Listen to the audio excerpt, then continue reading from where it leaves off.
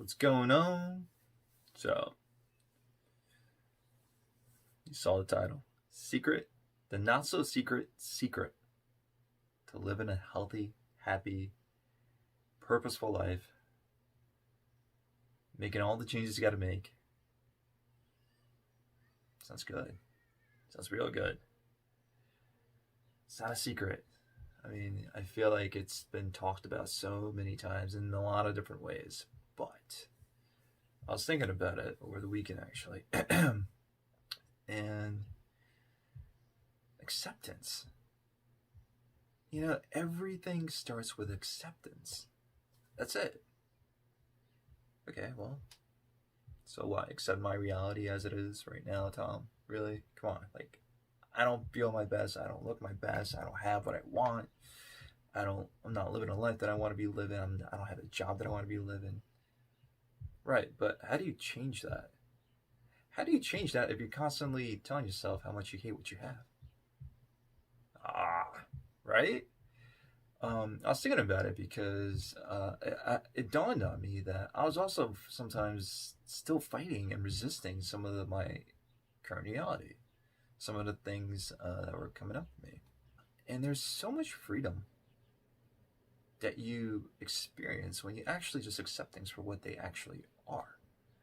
And I've talked about it in the past, just not resisting what is and just focusing on creating something new. But I feel like maybe I've missed out on that one step of acceptance, like seeing things for what they actually are. If you don't have the body that you want right now, if you don't have the job that you want, the career, or you're not making the kind of money you want to be making, or your health just isn't where you would like it to be, or your performance just isn't, whether you're an athlete or some kind of performer, musician,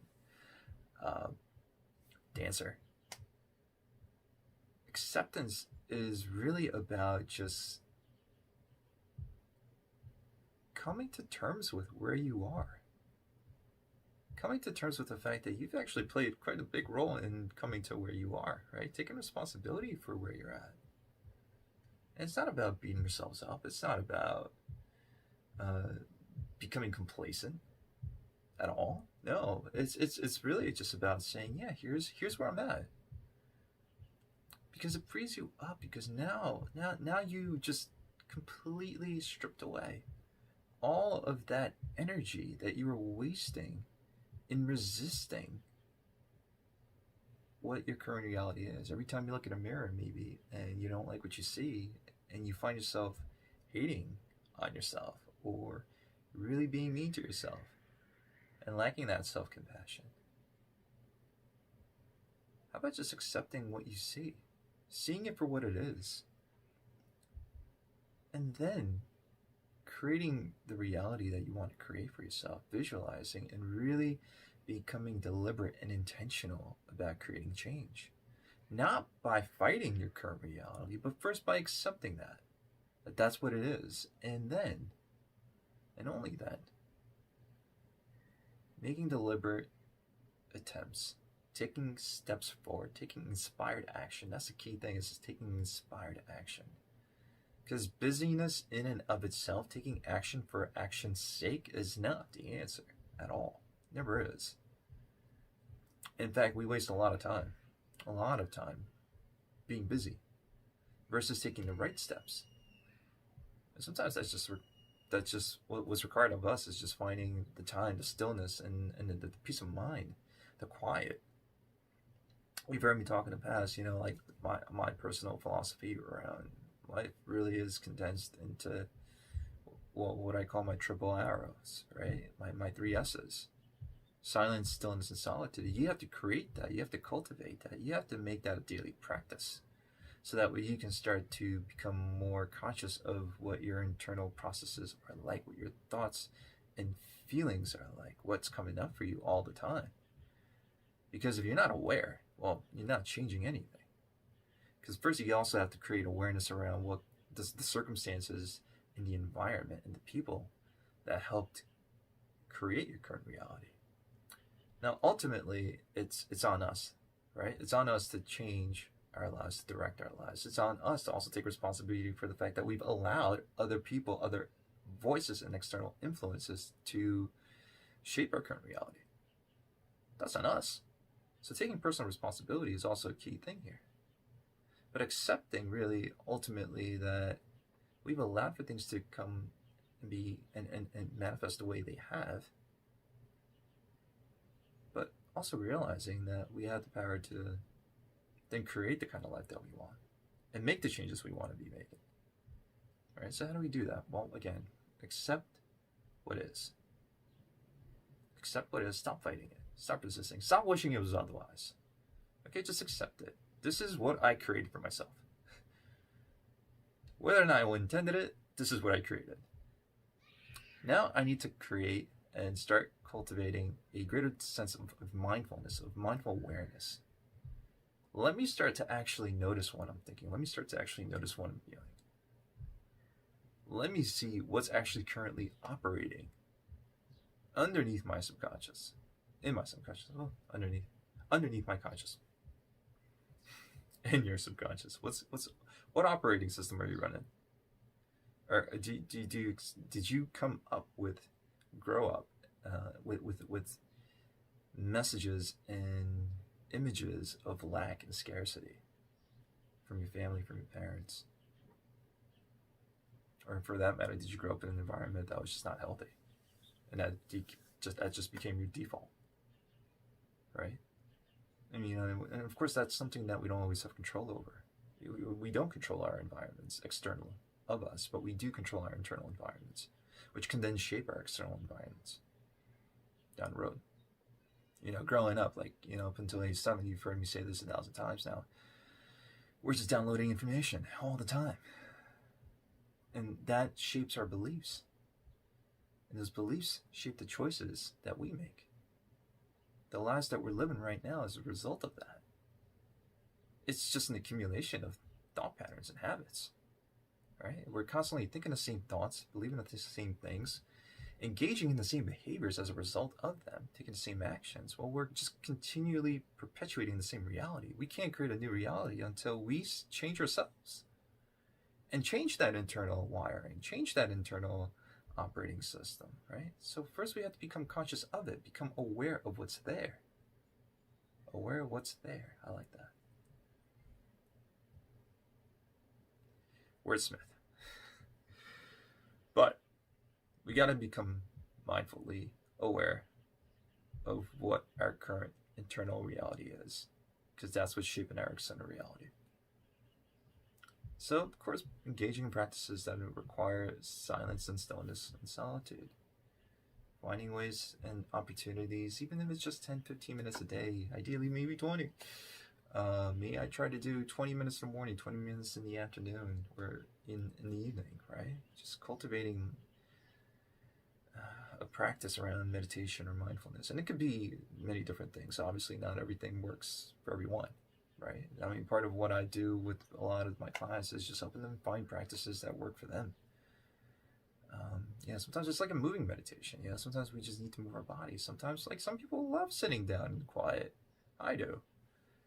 But not everyone does. And of course, finding the right practice for you to create the changes you want to create, because then we also need to bring emotion into this. Because emotion is what's actually going to help wire in the changes that we're trying to create for ourselves. Emotion is key there. And really creating intentionally and deliberately and consistently, constantly throughout the day, positive states, positive emotions, feelings of love, feelings of gratitude, and letting that momentum carry you forward. Okay, because we only create new habits when they're emotionally charged. Okay, so acceptance, mindfulness, deliberate, conscious intent on creating positive states, because those will then help drive us forward. And then actually just becoming very crystal clear on what it is you actually want for yourself. Forget about what the world has told you should be doing. Forget about what the world has told you should want, or that will make you happy, because it probably won't. Probably won't. Only you know that, but you first have to peel back the layers. You have to peel back all those scripts that were sold to you, all that conditioning that you went through your entire life. And only then do you start to actually uncover what you've always really truly known. That's a brilliant part. Like, you as a child knew exactly what it was that drove you, that interests you, that lit you up, right? You know what you should be doing. But sometimes you just have to release those blocks, and they're unconscious, so it's not your fault, but it is your responsibility to shift that, to change that. So it starts with acceptance. And this is a separate topic. I'll probably film a separate video about this, because it was also actually very heavy on my mind, especially over this past weekend.